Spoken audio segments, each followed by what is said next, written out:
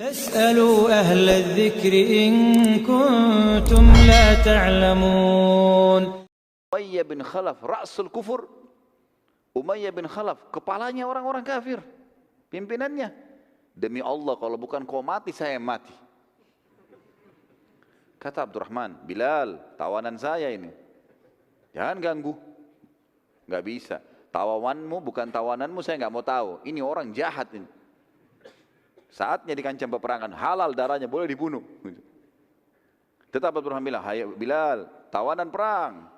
Bertakwa sama Allah, gak boleh diganggu ini punya saya. Bilal bilang, belum sampai ke Rasulullah SAW. Kalau udah sampai ke kemahnya beliau, Nabi akui, nah itu lain. Selama kau masih jalan ke sana, saya kejar nih. Akhirnya Abdurrahman sama Bilal argumentasi mulut.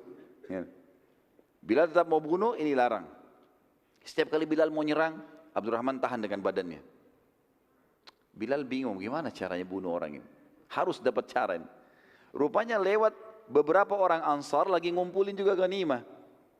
Orang dari asli Madinah muslimin. Dia teriak, hai saudaraku Ansar, kesinilah. Mau enggak membunuh orang yang pernah siksa saya di Mekah dulu?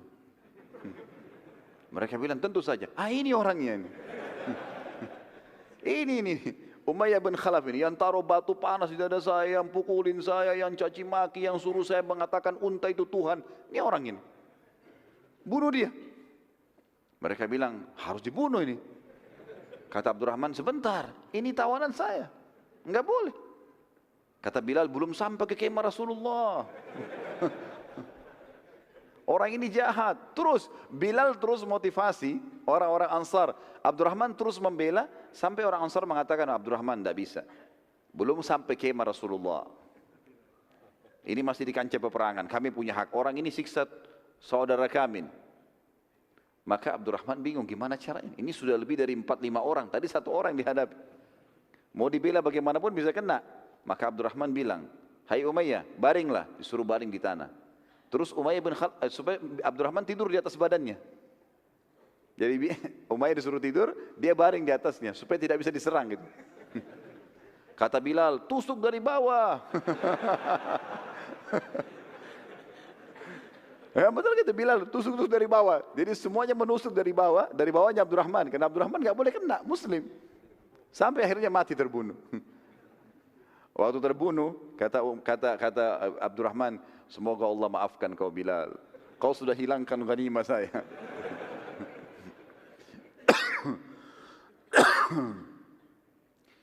Di antara kisah yang luar biasa di perang Badar teman-teman sekalian adalah kisah datangnya atau hadirnya para malaikat. Dan ini luar biasa ini. Malaikat hadir dan mereka disaksikan oleh orang-orang kafir Quraisy, pasukan kufar yang menyaksikan. Para sahabat tidak melihat para malaikat pada saat itu. Dan ini Allah ceritakan lengkap panjang lebar dalam surah Al-Anfal, surah nomor 8 ayat 9 sampai ayat 14. Silakan dibuka Qur'annya, saya bacakan. Al-Anfal surah nomor 8 ayat 9 sampai ayat 14. A'udzu billahi minasyaitonir rajim. إذ تستغيثون ربكم فاستجاب لكم أني ممدكم بألف من الملائكة مردفين وما جعله الله إلا بشرى ولتطمئن به قلوبكم وما النصر إلا من عند الله إن الله عزيز حكيم إذ يغشيكم النعاس أمنة منه وينزل عليكم من السماء ماء ليطهركم به ويذهب عنكم رجز الشيطان وليربط على قلوبكم ويثبت به الأقدام إذ يوحي ربك إلى الملائكة أني معكم فثبتوا الذين آمنوا سألقي في قلوب الذين كفروا الرعب فاضربوا فوق العناق واضربوا منهم كل بنان ذلك بأنهم شاقوا الله ورسوله ومن يشاقق الله ورسوله فإن الله شديد العقاب Dzalikum fadzuquhu wa anna lil kafirina adzaban nar. Ingatlah ketika kamu memohon hai Muhammad pertolongan kepada Tuhanmu. Jadi Nabi SAW pernah kita jelaskan di awal pecahnya peperangan Badar, gitu kan? Beliau di dalam kemah lalu berdoa terus dengan Allah SWT. Lalu Nabi SAW sempat tertidur sejenak. Sudah kita jelaskan riwayat itu. Lalu Abu Bakar di sebelah Nabi SAW. Lalu Nabi SAW senyum, Nabi mengatakan, terimalah berita gembira hai Abu Bakar. Kata Abu Bakar, kenapa ya Rasulullah? Kata Nabi SAW, Allah telah menjanjikan kemenangan. Kita akan menang di peperangan ini atau kita akan mendapatkan kafilah itu. Dan di sini pada saat Nabi SAW memohon kemenangan, sampai beliau berdoa begini, ya Allah, kalau seandainya engkau membinasakan dan membiarkan segelintir orang ini di depanku sekarang kalah, maka tidak akan pernah ada lagi orang yang menyembahmu di muka bumi. Menangkanlah mereka. Maka Allah turunkan janjinya. Di antara janji Allah supaya Nabi SAW tenang, bukan lagi pasukan dari manusia diutus oleh Allah, tapi dari malaikat turun dari langit. Ingatlah ketika kamu memohon pertolongan hai Muhammad kepada Tuhanmu, lalu diperkenankan bagimu, kata Allah, perkenangannya adalah sesungguhnya aku akan mendatangkan bala bantuan kepadamu dengan 1000 malaikat yang sedang berturut atau datang berturut-turut. Artinya turun beransur-ansur, gitu kan? Pasukan Quraisy 1000, pasukan malaikat 1000. Satu malaikat saya sudah cukup mengalahkan mereka. Allah utus 1000 malaikat. Ayat 10-nya. Kata Allah SWT, dan Allah tidak menjadikannya atau mengirim bala bantuan malaikat itu melainkan sebagai kabar gembira dan agar hatimu menjadi tentram karenanya. Artinya enggak usah khawatir, pasti menang pasukanmu nanti.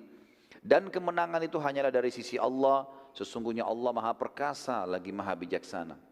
Ayat 11. Ingatlah ketika Allah menjadikan kamu atau kalian seluruh pasukan muslimin mengantuk sebagai suatu penentraman darinya. Saya sudah jelaskan ini di awal bahasan kita masalah Badar. Allah turunkan hujan gerimis yang akhirnya membuat karena lembutnya hujan itu sampai ngantuk para sahabat supaya mereka istirahat malam itu. Sementara di tempatnya pasukan kafir Quraisy turun hujan lebat, membuat mereka nggak bisa tidur, bajunya semua basah. Apalagi zaman dulu orang pakai baju besi, berat dengan kena hujan. Becek tanahnya, mereka susah jalan, luar biasa. Peralatan-peralatannya semuanya basah. Allah bilang, ingatlah pada saat kami menjadikan kalian mengantuk sebagai penentraman dari kami. Dan umumnya teman-teman, orang kalau ngantuk itu rasa takutnya hilang loh. Orang kalau lagi takut, kemudian dia ngantuk, sampai dia tertidur, itu hilang rasa takutnya. Contoh misalnya orang kalau ngantuk sekali, dia mau tertidur di pinggir jalan pun walaupun gelap sudah ngantuk, capek tidur. Hilang rasa takutnya. Allah hilangkan rasa takut dengan cara itu. Dan Allah menurunkan kepadamu atau kepada kalian hujan dari langit untuk mensucikan kalian dengan hujan itu. Mensucikan di sini makna lainnya juga adalah membuat kalian jadi segar.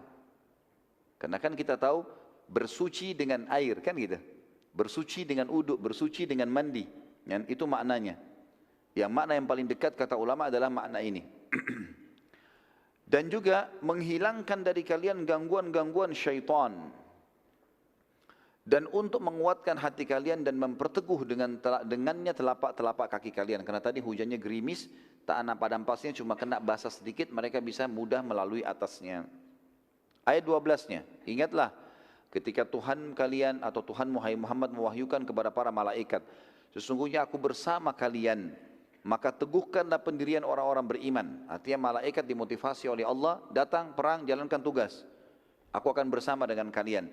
Aku akan masukkan ketakutan di dalam hati orang-orang kafir atau ke dalam hati orang-orang kafir.